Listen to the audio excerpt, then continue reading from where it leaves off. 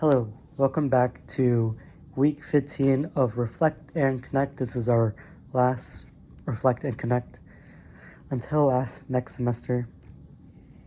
Anyways, so for this Reflect and Connect, I am looking back at notes because those are important. We look at basically a checklist, checkpoints for self-evaluations.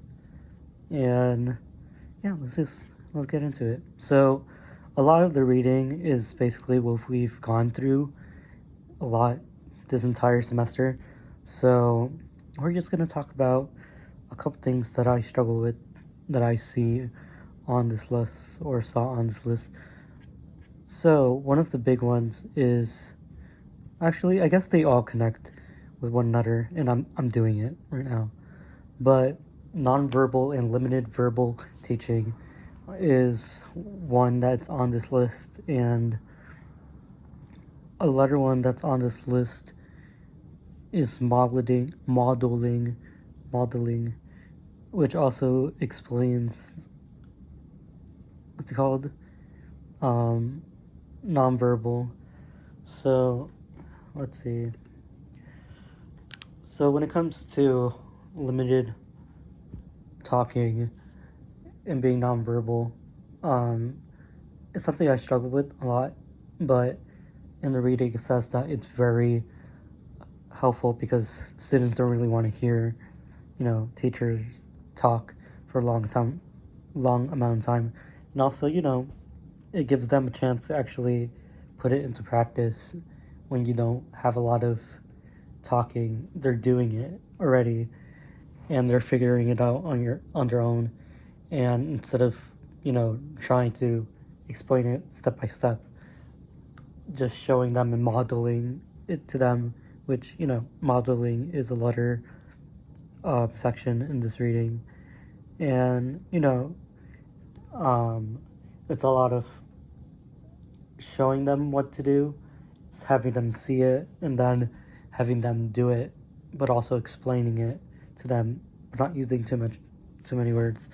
So yeah, this is something we've been talking a lot in class, and something I've been trying to do in my micro teachings, but to no avail, because I like to talk. I'm a big talker.